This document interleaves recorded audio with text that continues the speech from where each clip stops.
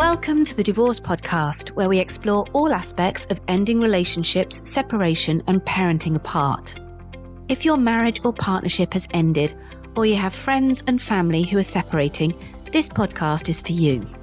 I'm Kate Daly, a relationship counsellor, divorce specialist, and co-founder of Amicable, the online legal service for separating couples. In each episode, we look at relationships and separation from different angles, including the emotional, legal, and social. I'm joined by experts and special guests who share their own unique stories, experience, and tips with the goal of helping people end relationships in a kinder and better way. In this episode, I was joined by the founder and managing director of NameSwitch, Cécile Mazuet-Ella, to discuss changing your name when you marry or divorce. Having experienced firsthand the pain and frustration of navigating through the name change maze after getting divorced, Cécile set up NameSwitch to help others blitz through their name change and embrace their Lex Life chapter with simple, affordable packages. So in this episode, we explore the reasons why people change their name following a change in relationship status. We also look at some of the rules and legal process around name changing, the practical aspects, as well as the emotional journey of swapping to a new name. If you loved this episode, then please subscribe and rate us on your preferred listening platform. Welcome, Cécile. Thank you for having me. It's lovely to see you. Thank you for joining us. So today we're going to talk about what happens when you change your name when you marry or divorce. And this is a subject we get lots of questions about at Amicable. And we've got a post-divorce checklist as part of our service that sets out some of the details of this that people can access, that we've partnered with you on as well, haven't we? But I know it can also be quite an emotive topic, as well as, one with lots of practical implications. So I'm really interested to get your take on it today. Well, let's start at the very beginning with, why do we even change our names when we get married? I guess that's a bit of a hangover from the past, is it? Yeah, it's a traditional thing as opposed to a legal requirement. I think in this country, certainly, there is actually no legal obligation to change your name after marriage, but the vast majority of people do. And when I say people, it typically would be a woman, or at least up until more recently would be the woman. About 80% of brides will change their name after marriage.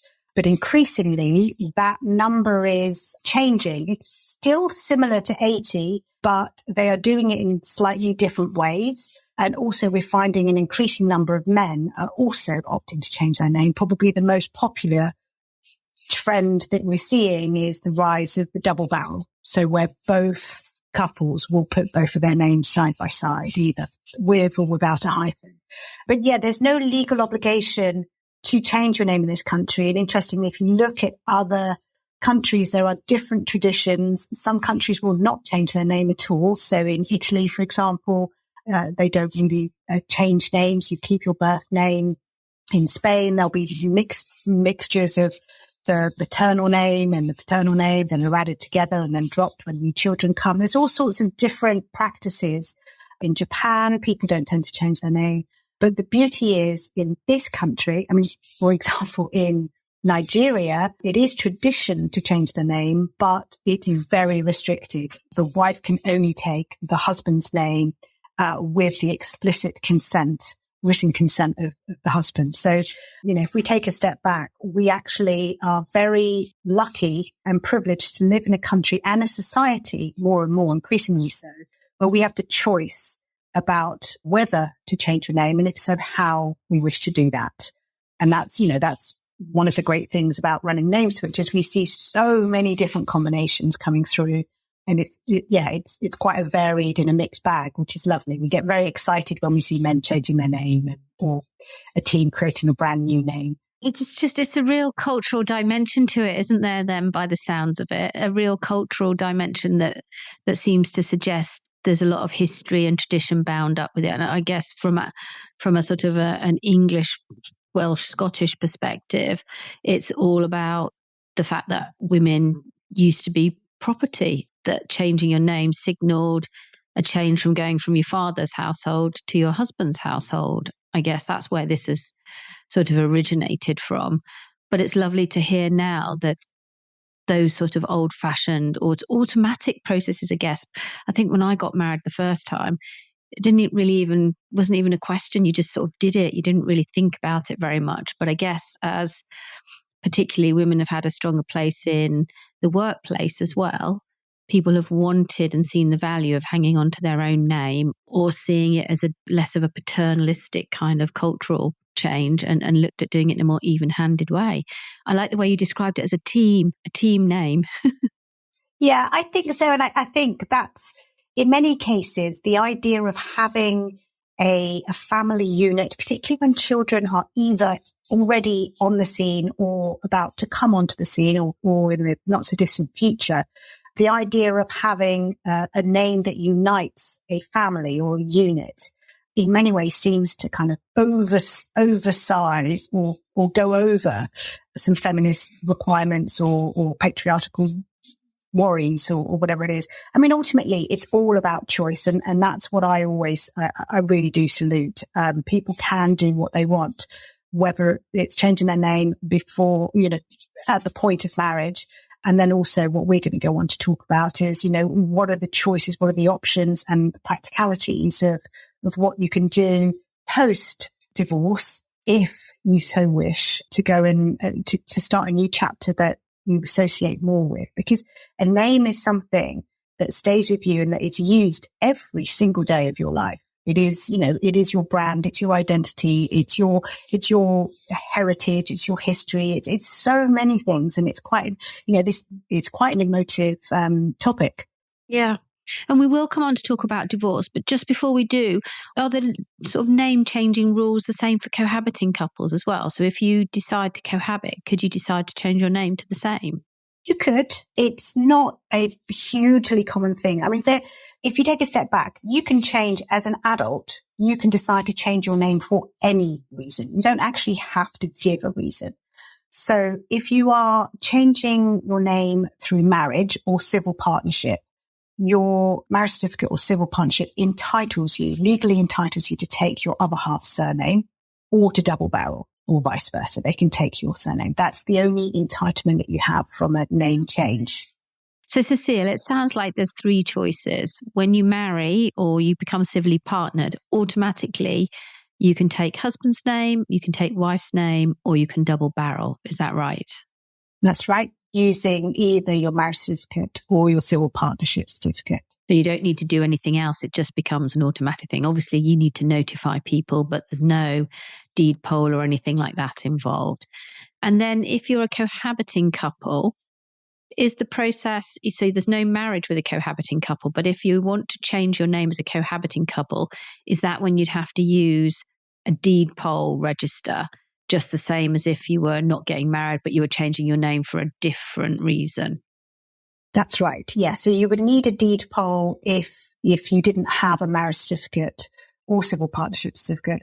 And you'd also need a deed poll if you were doing anything other than just changing your surname. So some would make a maiden name and middle name, which is increasingly popular. 1 in 4 brides will do that.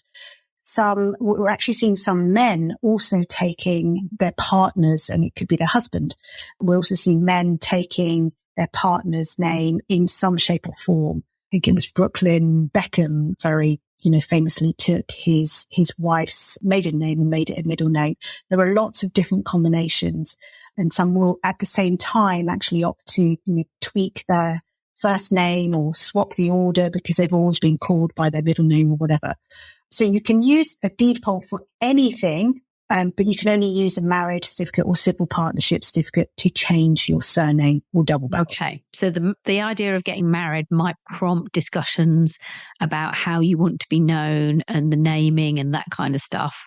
It doesn't automatically allow you to do it, but you can use deed poll to do pretty much anything. You can do anything, yeah. And we always strongly encourage these conversations to start as early as possible, because one shouldn't just assume that couples will follow, the tradition that was set out before them. There's nothing wrong with doing that. Absolutely. There's nothing wrong with doing that, but we shouldn't just assume, and it should be down to choice and careful consideration. And it's one of many things that couples should be having out and discussing as many times as needed to come to a solution. So let's talk about then what happened. So you've had this lovely marriage, but it's run its course, it's come to an end, you've decided to go your separate ways, and you've started divorce proceedings. What then happens at the back end of a divorce when you want to then potentially have a conversation about changing your name back? What are the options? What do people tend to do at that point? Okay, so just in the same as a union, when one is dissolved, nothing happens automatically. So first and foremost, the name, let's say you have changed your name. That name and that title, we should talk about titles as well, but that name and that title is yours to keep for life. You don't need to have that negotiated. You don't need authority. It's up to you. So if you choose to stay in your married name, that is absolutely your right to do that until the end, if that's what you so desire. So take me, for example. So my married name is Daly. So I am Mrs. Kate Daly, formally, if I want to be. I can change my title to Ms. and I could stop using Daly if I wanted to. But somebody, my ex-husband, can't say to me, I don't want you to use my name anymore. Well, he could say that to you, but he wouldn't have any legal right yet. Yeah. Okay. Now, the only exception I would say in that, because I'm not au fait with all laws outside of, these beautiful isles, but there might be some instances if it is a marriage of dual nationals or that, if the divorce took place elsewhere, but I don't know about that side, but certainly within the United Kingdom, that's absolutely the case. England and Wales, yeah. The jurisdiction of England and Wales we're talking about, aren't we? Yeah. Okay. So then if I want to change my name back to my maiden name, do I have the right to do that? Do I need anyone's permission? How does that work? So you have the right to change to your maiden name after your divorce using your divorce certificate. So that will be your decree absolute or final order. That's your legal document that gives you the right to revert to your maiden surname with no changes to what you were born with. If you choose to change any other name or create a new surname for a new chapter, you would need a deed poll.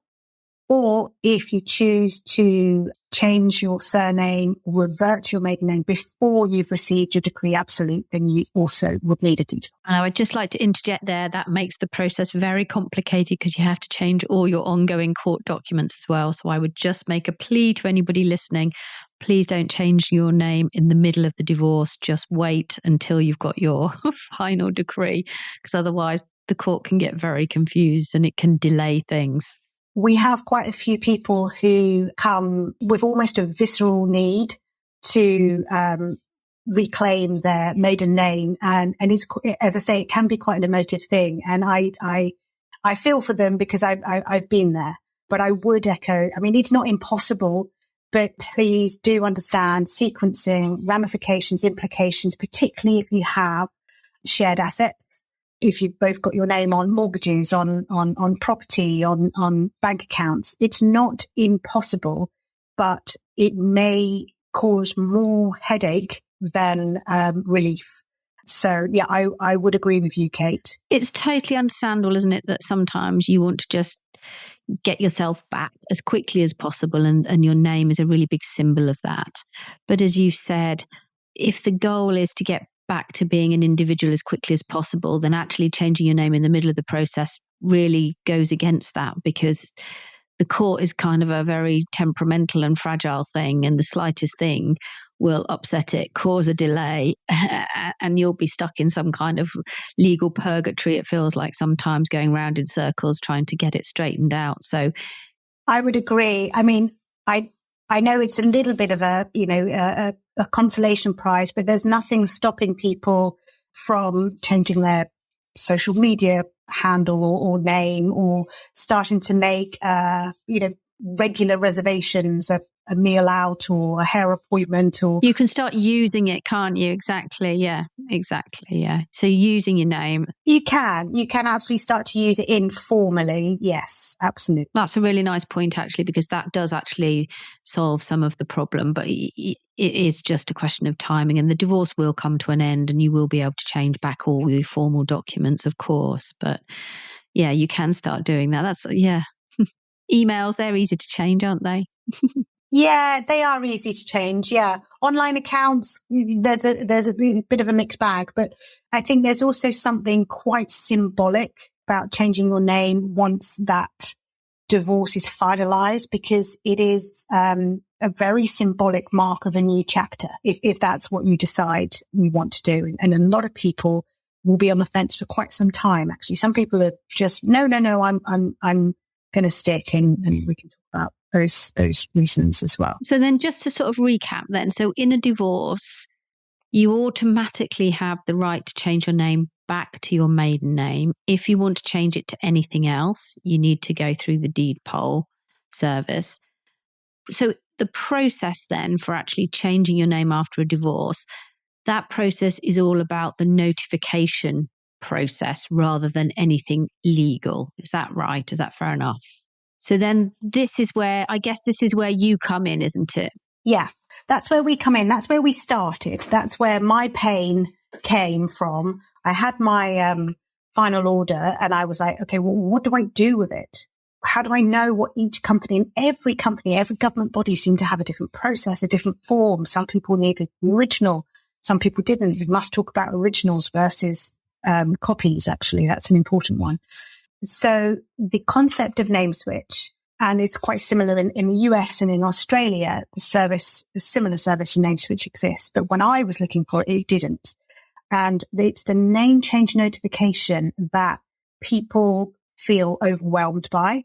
Some people will take it in their stride and they're super organized. They'll, maybe download a free checklist, and then they will just work their way through it. They're happy to do a bit of research. They're happy to, fill in multiple forms, send it all off and get it done.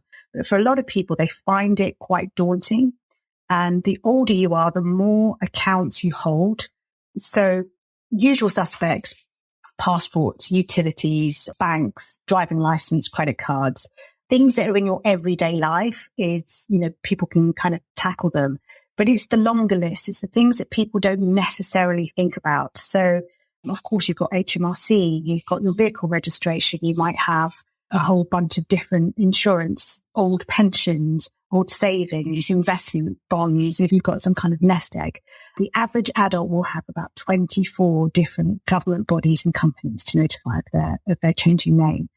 And it's listed as the number one reason why people put it off, because they just don't. They just don't want to embrace that pain. And it took me over a year of just stop, start. I was a single parent working a corporate gig. I don't know how I made every day, but at nighttime. And sometimes I would receive a letter in my former married name. It was a name I did not associate with. I did not enjoy receiving that correspondence. But then you'd need to find the time, or I need to find the time to phone them or figure out what on earth they need in order for me to update my name. And you can't just always do it over email or a chat. In some cases you can, but we have all of that mapped. So NameSwitch has over 700 government bodies and companies all mapped on the system, and it works, in a really simple way. Choose all the ones that you have accounts with, enter your details, and the system will auto-generate every single letter, form, and personalized instruction. So we don't change your name for you. We equip you with a full toolkit. The signature and initiation has got to come from the individual, but that's where NameSwitch started. And we found over time that quite a lot of people were needing a deed poll. So we were sending them off to various deed poll providers to go and get a deed poll. And there's multiple ways to be able to get a deed poll, by the way, through a solicitor, through any number of deed poll providers, or via the official government process, which is quite lengthy and quite bureaucratic, a bit archaic. Only 1% of deed polls in the UK are registered at the Royal Courts of Justice. I mean, that's, you have a letter written a formal notice in the Gazette, and it's quite oldie woldy, and it can take many months to come through, which is why deed-poll providers were born. So in the end, we thought, well, and in fact, it was lots of customers saying to us, can't we just do it here? So for those that do need a deed poll for whatever situation they're in, we can also equip them with a deed poll. So you can have whichever package you require. We have that in-house. And you mentioned just before we started talking about your experience, you mentioned the difference between requiring an original certificate and a copy of one. So just say a little bit more about that. And does your system know which of those two document types you need? And does it prompt you to, yes, you need an original here, or no, you can use a copy? Yeah, so our system knows it and explicitly will tell you on your personalized instruction, and then, on the accompanying letter if it exists. So they will tell you what is needed and how to help you plan out which batches, if you like, to tackle. We always recommend that people obtain 2 to 4 original copies of the document, because not all companies, but some key ones will require sight of the original, and they will not accept anything else. You can't just, couldn't they? No, they won't. You'll just waste time and stamps and effort, because it will be rejected and it'll be sent back. Well, let me just ask you now then, because final orders now come digitally. So people don't get a hard copy of a final order anymore. They get a digital copy. It is my biggest bugbear, Kate. I know. Tell me about it. So pension companies are the worst for this, but they've all been told that they should accept, a digital copy, that's, now the government standard practice, but they don't. So what do people do in that scenario? If you've got a digital copy, how do you get that to become an original copy? You have to apply to the court. So the court that issued the final order can issue a paper order original with the stamp on it for £11 per copy. It's frustrating. It's one of my biggest bugbear, because it is a digital step that is not joined up with the rest of, at least even government. The Passport Office, the DVLA, will not accept a printed copy of the final order, and something perhaps you and I will try to tackle at some point, or at least, challenge. We're going to solve it, aren't we? Yeah. We'll try. Yes. We'll try. But yeah, so that, that slows things down. It doesn't mean that they can't get anything done. There are many that will accept that. Even some banks might accept it. So, for example, some of the ones which have got digital apps, so things like Monzo and things like that, they will accept that. But the traditional banks, if you can actually find a branch that is open, they require you to go in and hopefully not have to travel 500 miles to do that. Yeah, I mean, eventually everything will catch up, but we are where we are at the moment, and you can't get your name changed on some key documents. Your formal ID, you need that. You need at least one formal ID, and you can't get that done without a physical paper copy that has got the stamp from the court. Yeah. We've heard some providers saying that if a person sends it along with the email they received from the court, then they'll accept it. So there is a little bit of wiggle room, but you're right. Ultimately, sometimes there is no way around it.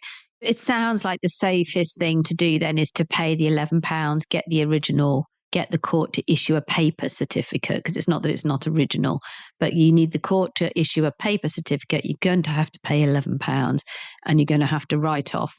It's all centralised now, so we'll drop in the show notes where you have to write off if you want the £11 paper certificate, so people can see that as well. I mean, I'd say probably go for £22 in order to, because in many cases you can use it straight away. But if you send it off to the DVLA, you're looking between a 3 and 5 week delay for that to come back. Similar with the Passport Office. And, there are times of peak times, there are strike times, etc. And what you want to avoid, if possible, is that if you do decide to change your name, you don't want it to be dragging on for an extensive period of time. Those two are going to take the longest. The others will be done within, same day or within a couple of days. Ideally, if you start the process, you want to, blitz through it, get it done, and embrace the new chapter and focus on other things. So the key point so far is don't change name in the middle of the process, wait till the end. Make sure that you get paper, the court to issue at least one, and the more you can afford, the better, paper certificates so that you can send originals off where requested to. And it sounds like there are a number of different people you've got to notify. Presumably you've got a full checklist that people can look at somewhere if they're part of your service. And you only have to, if you're doing it with your service, you only have to enter your details once, and then it's an automated process. That's right. Yeah. So we have a free checklist. I'm sure if you Google, you should find a few name change checklists. They might be after marriage, but effectively, if you put the reason, it's the same thing. But what I would say is if you're having issues or you don't want to go and wait for the courts are reasonably quick at sending them back, you can also then change your name by deed poll. Both options are available. Let's just move on a little bit then and talk about children and surnames and children then, because this is another big issue in divorce and separation. If your children have your married surname, what happens about changing their surnames? So the same principle applies. Nothing will automatically happen. And it is not very common practice for a child to have their name changed. It's not unheard of, but it is not as common as, let's say, the adults changing their surname. Firstly, for a child to change their name, it requires the consent of both parents. So that to me seems like that would be the where most people fall then, wouldn't it? Because one parent isn't going to want their children to give up their name, are they? So essentially, you can't do this unilaterally. It's quite possibly one of the most emotive topics you could bring up. And like anything, if you're warring and you're trying to, have one up and change the name, chances are that's not really going to work very well. But if it's, if you're in a slightly more amicable scenario and you perhaps have the support of mediation or facilitation, those conversations might be ongoing, but it's not about winning and it's not about ownership. Okay. So it's really about thinking what makes the most sense? What is the rationale for changing a child's name? What age are they at school? How established is that name already?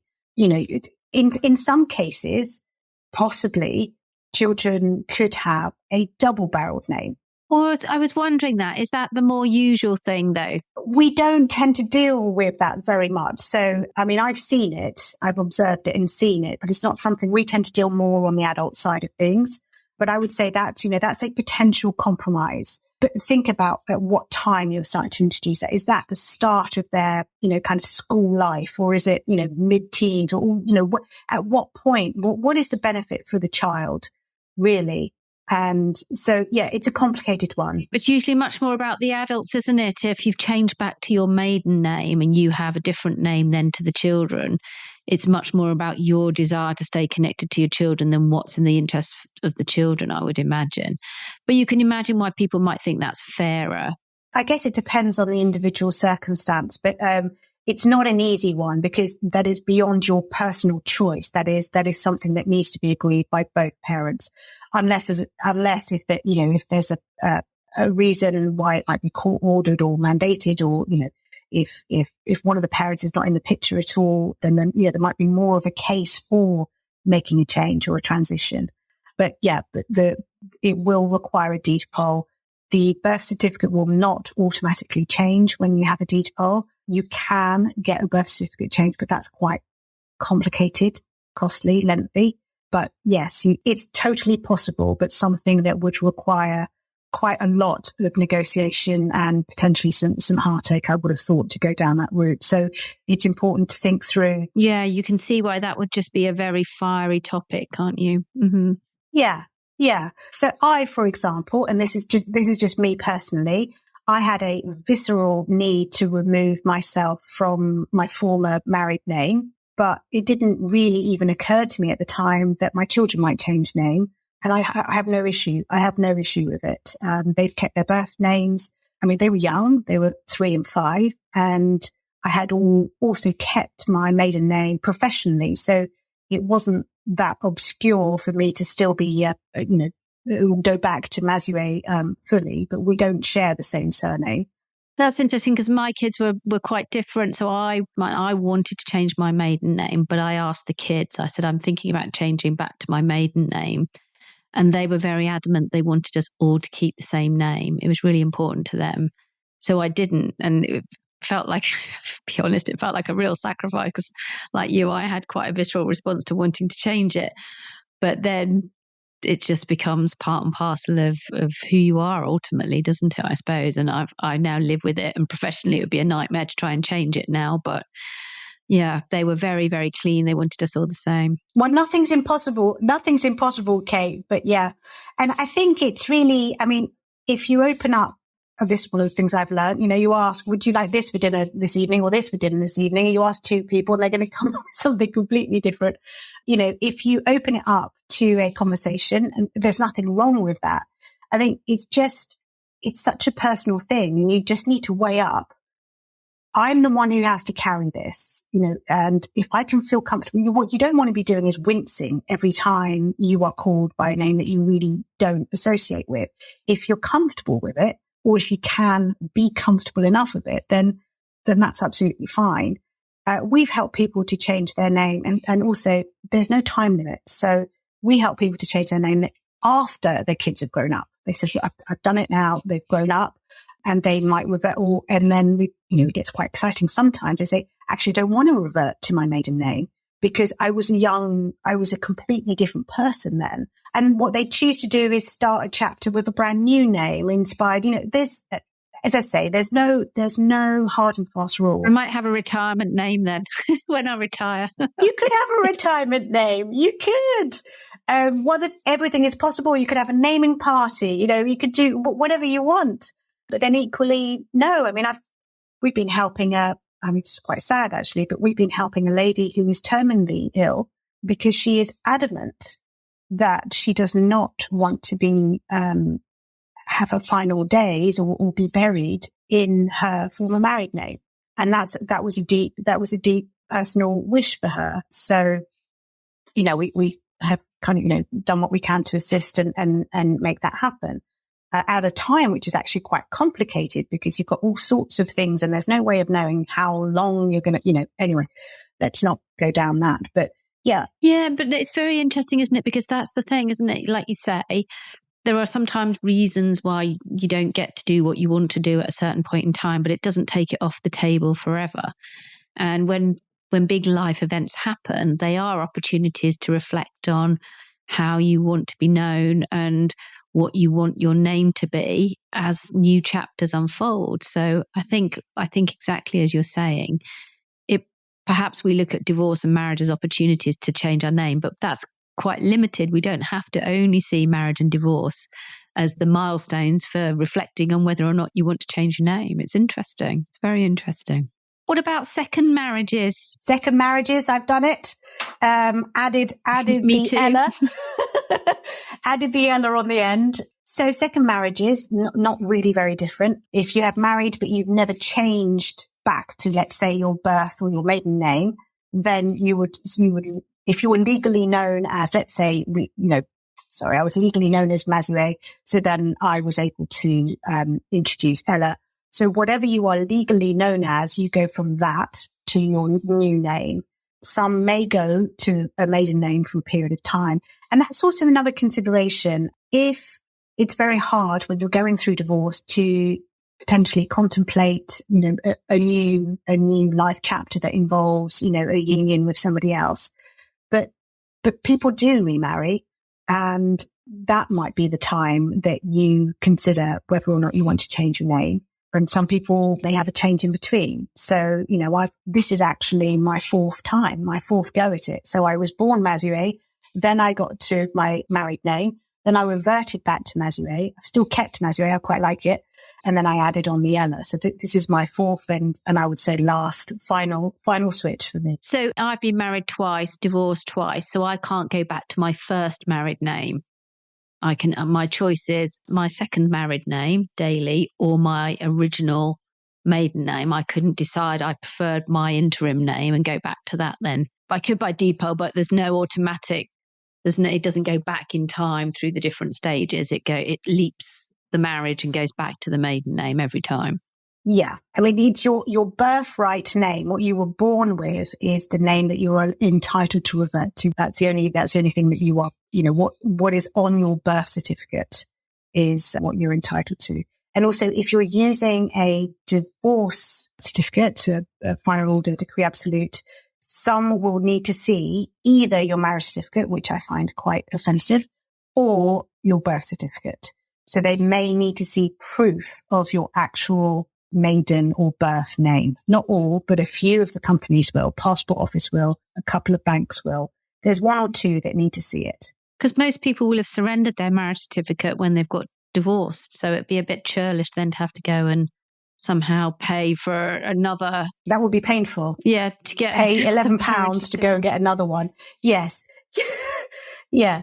But in which instance I would recommend, and most people tend to say, okay, well, I will get the birth certificate. Yeah. So it sounds like digitally we're a bit all over the place as a country, but it also sounds like there's some very interesting options and opportunities to really feel that you've got a name that suits you and that suits where you are in your life and your process. Yeah, I couldn't agree more. And do you get a lot of emotional fallout when you're talking to people doing this then? Because I think we certainly do. People feel very strongly about it.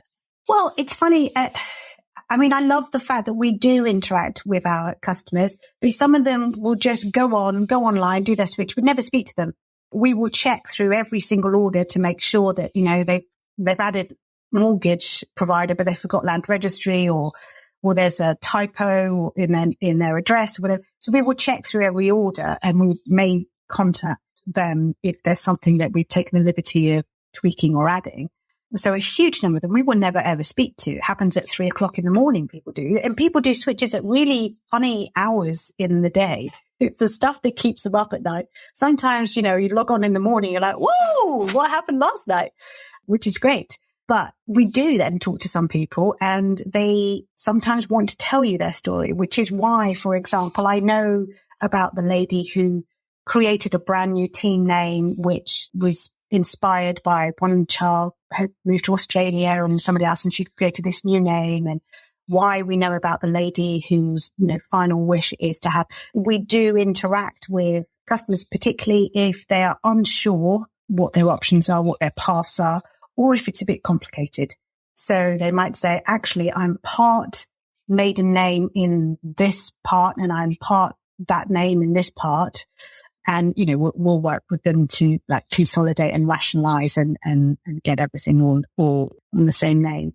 But yeah, it can be emotive. I think the other thing when you were saying that, was just reminding me that some of the problems that we tend to have is where people's names haven't been correctly recorded on their marriage certificate. And that can cause all kinds of problems when you're trying to divorce or when you're trying to change your name.